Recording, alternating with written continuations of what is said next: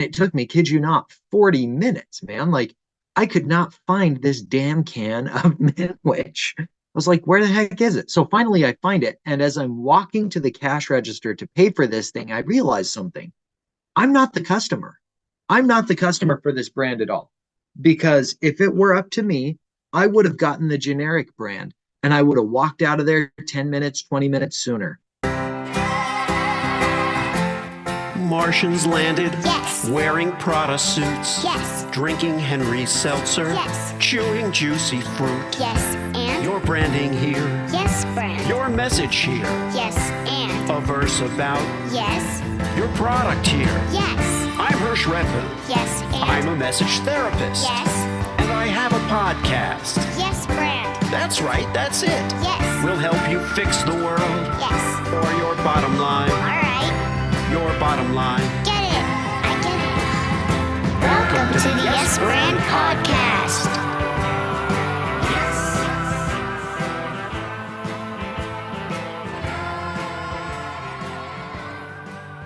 In the hot seat today on Yes Brand is Zac Stucki. Zac has an MBA in entrepreneurship from Arizona State University, which consistently, by the way, ranks #1 for innovation. And he's helped companies hit 40% year-over-year growth rates, increase per customer revenues, and profitability. And his company, IgnitionPoint Strategies, is going to help you guys listening out there today lock in, fit, and drive market adoption faster with data-driven insights and customer-centric strategies. Now, that may sound like a mouthful when I say it, but the fact is, Zac and I have talked before, and what he's really doing is introducing a new paradigm for customer identification, I guess, in a way, and a customer fit. So, Zac, welcome to Yes Brand. Thanks for having me, Hersh. It's a pleasure to be here. It's my pleasure to have you. Tell us a little bit about why and how you came upon this new approach to business. Okay. So as crazy as this sounds, it all has to do with a can of Manwich. So Manwich is like this sloppy Joe sauce, right? And my wife loves it. Like, that is, if we're having sloppy joes, it's got to be Manwich. If not, there is hell to pay. So one day she sends me to the grocery store and I'm looking for a can of Manwich. And it took me, kid you not, 40 minutes, man. Like, I could not find this damn can of Manwich. I was like, where the heck is it? So finally I find it. And as I'm walking to the cash register to pay for this thing, I realize something. I'm not the customer. I'm not the customer for this brand at all. Because if it were up to me, I would have gotten the generic brand and I would have walked out of there 10 minutes, 20 minutes sooner. But because my wife wanted the Manwich brand, that's what I got. And so it was like, I'm just a wallet on legs here. That's all I am. Just a wallet on legs. And then it just kind of dawned on me, well, there isn't really such a thing as a customer. There is no customer. Especially as business models get more complex. What you have is a customer ecosystem with 3 distinct roles. The first one is the payer, and they're the person who writes the check. The second one is the decider. They're the one who chooses whether or not they're going to hire you. And the third one is the user, and they're the one who actually uses your product or service to make progress. Now, when we first talked about this, what really excited me was the fact that we seem to not be even paying attention to this notion. The Manwich story is so powerful because we can all relate to it. If we had walked into the store and there was just a sign that said meat, we would have been satisfied. And, we can just grab some meat. We probably wouldn't even need a container. We would just grab it and throw it in a bag. But as you pointed out, we're not the ones making the dinner. Our role is to go and get the stuff. And now dig in a little bit to how you solved this problem with these 3 buckets. Yeah. So here's the thing. Most of the time, businesses do not understand this breakout. right? When I talk with them about it, they're like, "Oh yeah, that makes perfect sense," but they've never stratified their customers in this way. They've never broken them out like this. And when you do, what you often find is that your sales and marketing team, they're talking to the wrong people. And it's costing you a fortune. It really is. Because they are wasting time talking to people who are not the decider. So they can't say yes. And so what we focus on is using data to sort of understand which businesses we need to really dig into and that are in your customer base, and then looking at that and saying, okay, now who is the decider in that equation? Who's the payer in that equation? Who's the user in that equation? And then we can start to get a feel for what your customer ecosystem looks like. And then all of a sudden it's like, okay, my finance team, they need to understand who the payer is, and they need to really build a payment process that answers to that. My users need to get connected with my operations, and my operations needs to deeply understand what outcomes my users want, and my sales and marketing needs to get really, really intimate with these deciders and understand who they are, so that they can spot them off the street and say, that's someone I need to talk to because they'll bring in $1 million check. Yeah. And how long have you been implementing this particular strategy? You know, it's interesting because I was implementing sort of the beginnings of this strategy about 10 years ago, actually, in Yeah. a medical practice. So they had grown to be 2, maybe 3 million in revenue, and then things just stopped. And it got pretty bad. Like these guys were taking out personal loans to make payroll, just bad. And they're like, if we don't figure this out, we're going to have to close up shop. So they bring me in and I say, guys, um, who is your customer? And they look at each other and they say, well, Zac, I mean, that would be the patient. Who else could it be? And I say, I think you're wrong. And I think that's the problem. And they're like, what are you talking about? And I say, well, I want you to consider that your patient isn't the customer. They're just using your services. Mm-hmm. And they're like, Zac, the patient is always the customer. And I say, guys, you're specialists, right? Like people can't just walk in off the street. And they're like, no, they need to know from a referring physician. And I say, that's your customer right there.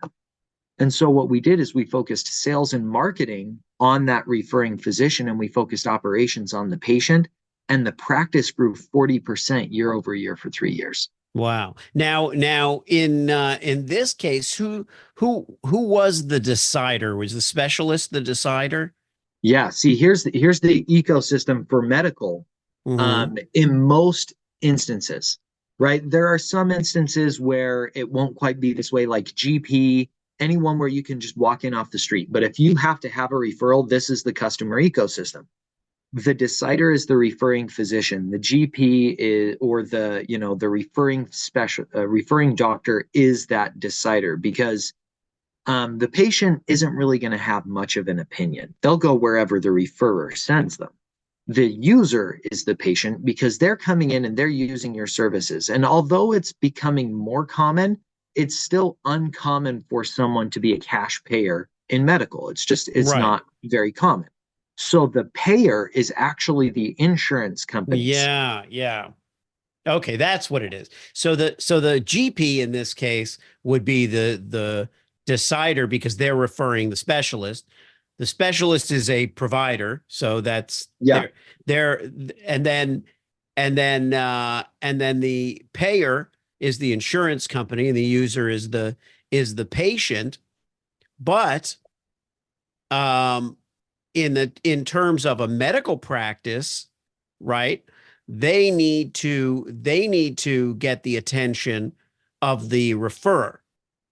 Their right. their customer is really the referrer, and that's what you were saying to them. If I'm hearing you right. Well, so they're all customers, right? Like each part of your business model impacts the different roles differently, right? So part of the ways, if you're a medical practice and you want to increase per patient revenue, you have to get clear and real buddy buddy with those insurance companies. You have to understand why was this claim paid out, but this claim wasn't paid out fully? The codes were the same. Help me understand the difference here. Because you want to get your medical billing efficiency as close to 100% as possible. That means that every dollar you bill out, you will get paid for, which is the most, on average, your medical billing efficiency ratio, and not very many billing companies actually measure this, is in the 60s or 70s, which means that for every $10 you bill out to a payer, an insurance company, you're getting 6 to 7 back. And you're missing out on $3 to $4. That's a boost in profitability right there. Then you have the patient, right? That's the user, which means that everyone on my staff who is interfacing with that patient needs to be all about that patient. They need to understand, why is that patient coming through the door? And what can I do to make this a really great experience so that when they go back to that referring physician, they say, that was the best experience I've ever had. You should send everyone there because it's amazing, right? And then the third one, that referring physician, your sales and marketing needs to be on them like black on the road or something. I don't know. Trying to think of a good analogy here. But they've got to be so connected with that firm, or with the referring physician and their office manager, that they are consistently top of mind when that type of referral comes up. That's how you grow a practice. That's how you take a specialized practice and scale it, from 2 to 3 million to 20 to 30 million in 4 years, and take it multi-state. That's how you do that. And this is what you mean by the ecosystem, because everybody has a role to play and a place to position themselves. And I think that big picture is what a lot of people have been missing. So, that was a great example to use the medical practice. What other businesses have you been working with and seeing this model in play? Yeah. So we got to keep this very high level to keep it anonymized. I was working with one company, practice is still in medical, working with one company, and they have a technology solution that they wanted to scale outside of their current market, customer base, their current market, right?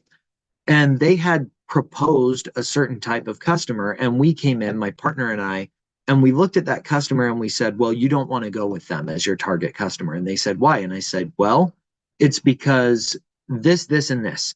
First, it's decision by committee. So you're going to have multiple deciders, and you're going to have a very long decision-making process, which means that it's going to stretch out that sales cycle. Second, they're technological laggards.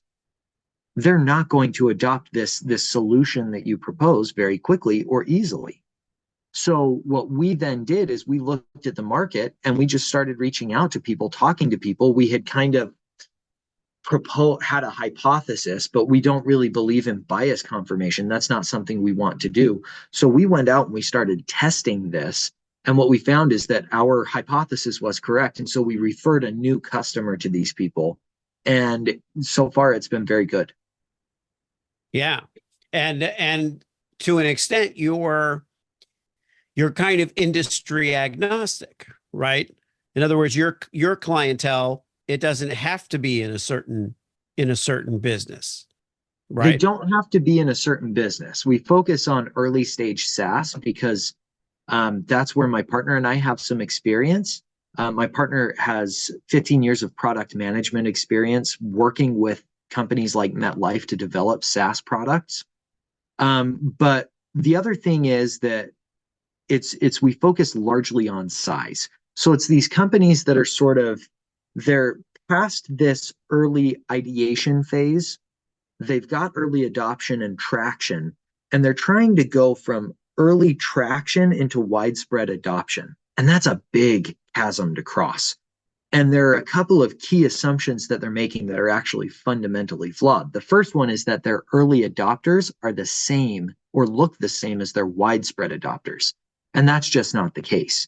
And that's where this customer ecosystem can really help, because it helps us differentiate between who are your early adopters and who are the widespread adopters. And why are they buying from you? What's the difference here? So that's the first assumption. The second assumption is that their minimum viable product, that MVP that they've put together, it might be a minimum viable service, but whatever it is, that initial offer that they put together is the same one that will scale. And that is almost never the case. Because the thing is that widespread adopter, well, let me put it this way. Early adopters are in so much pain that they are banging down everyone's door trying to find a solution. Mhm. And they are very vocal about how to get that ideal solution for themselves. And so these entrepreneurs, they'll go out, these founders will build a solution for those people. But the problem is that the widespread adopters, the pain isn't so intense. And they care about things in a slightly different way.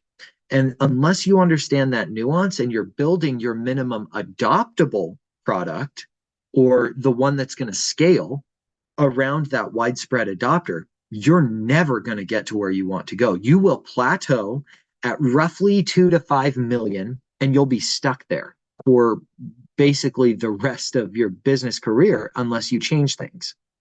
And And that's what we help businesses do. right. And now what does it start to look like as things change? Let's say they're at 3 or 4 million, um, and they start working with you. How does the data start to come in and start to Yeah. actually change their landscape?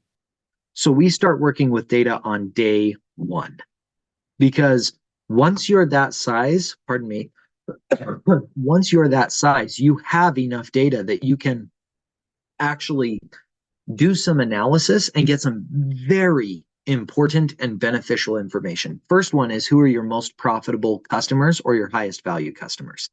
Meaning, of the businesses that you work with or the individuals that you work with, 20% generate 80% of your profits. Most people don't realize this, but the Pareto principle is truly universal.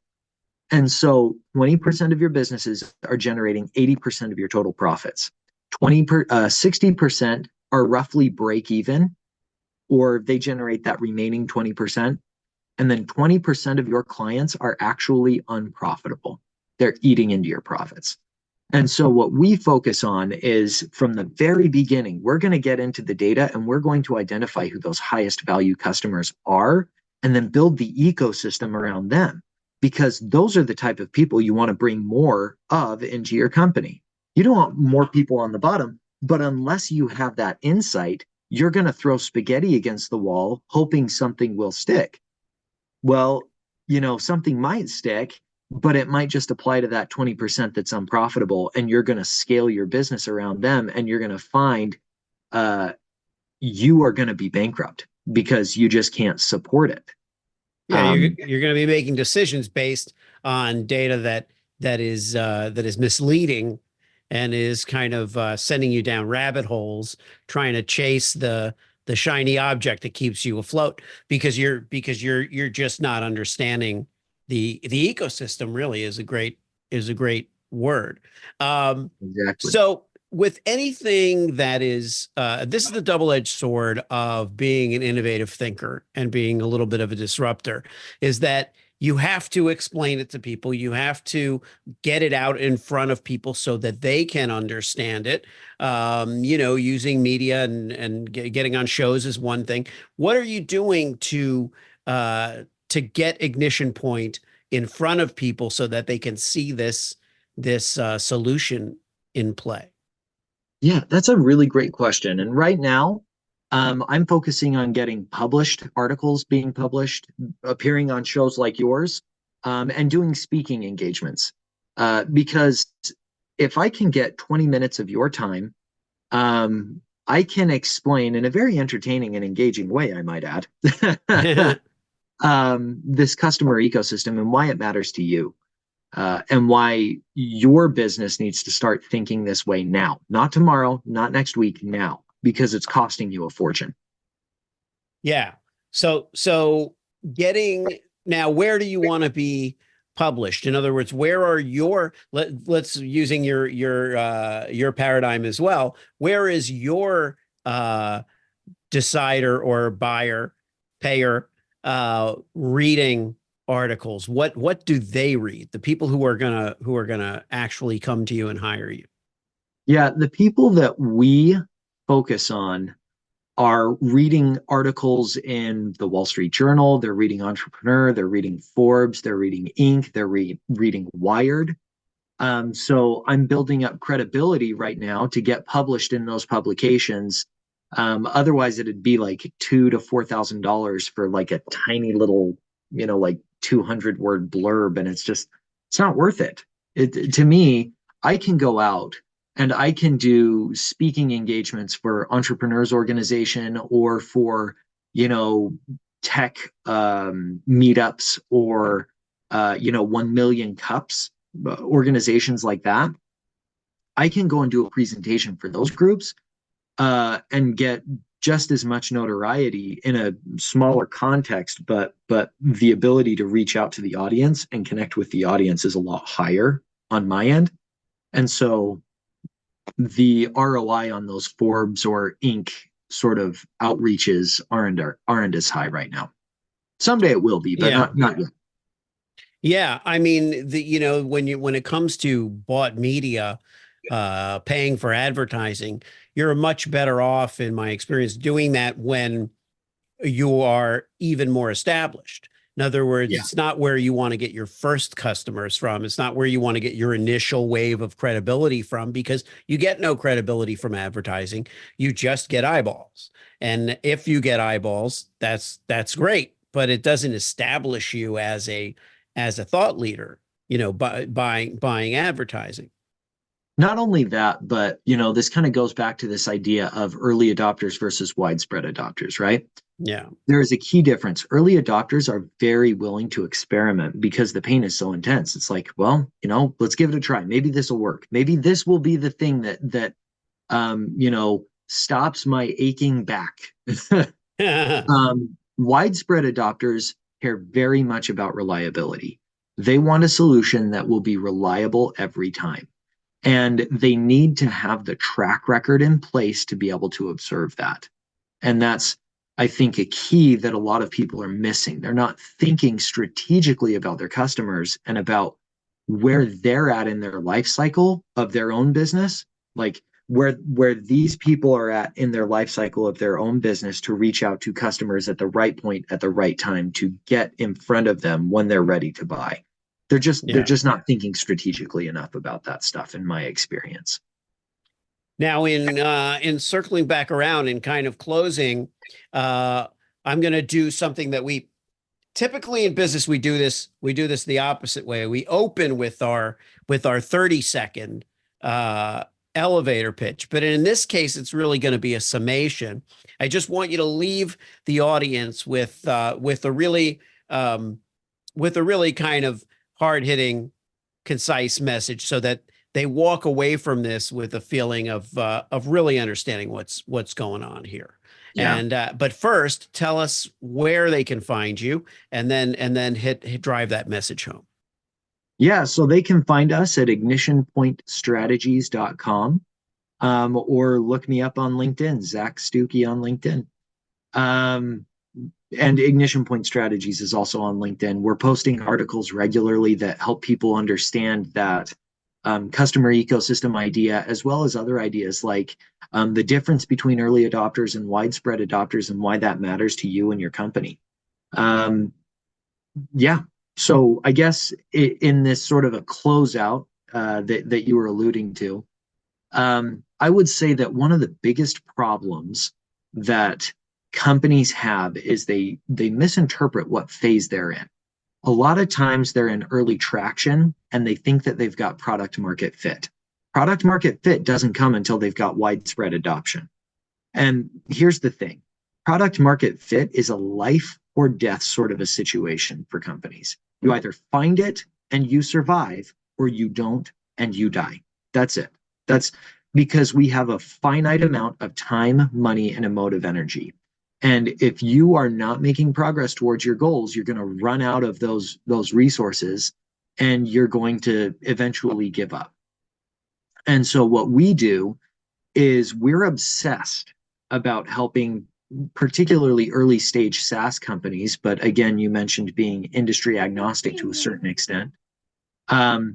We are obsessed with helping these companies find product market fit using deep data-driven insights that help them understand their customers better so that they can close more profitable deals and have happier long-term customers. All right. If you liked the show, Yes, and it worked for you, yes, then subscribe and leave a yes, friend. 5-star review. Yes, friend. Tell all your friends. Yes, friend. Get your branding here. Yes, friend. Get your branding here. Yes, friend. Did I make it clear? Yes,